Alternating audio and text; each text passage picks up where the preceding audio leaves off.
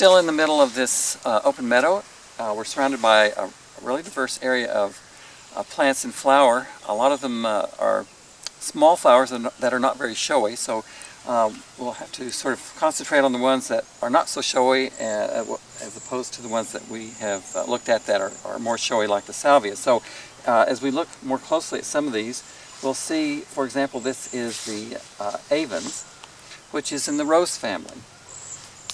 We can see here that there is a small little rose type flower with yellow petals, numerous stamens, and what's interesting about this is that as the fruits develop, that the whole fruiting area with the multiple pistils arises on a little stalk on its own, and you can still see the floral cup still below this stalk.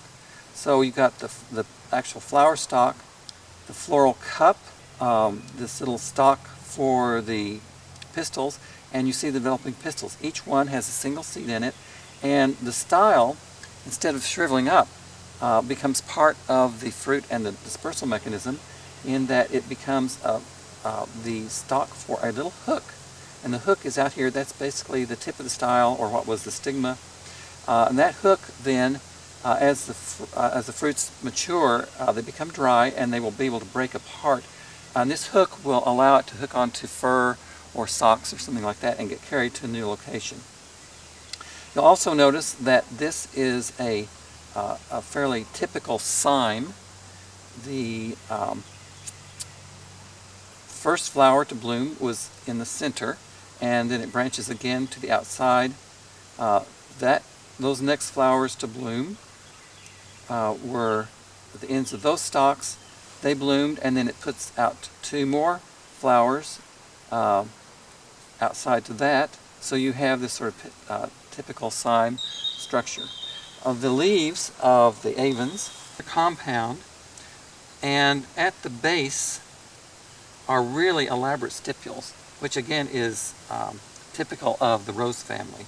So the leaf bases are much enlarged. So here is the main part of the leaf with 3 leaflets,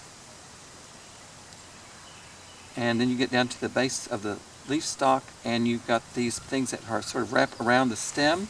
This is the leaf base, and it has formed these 2 large stipules. So compound leaves, teeth, and stipules are all really good indicators of Rosaceae, the rose family.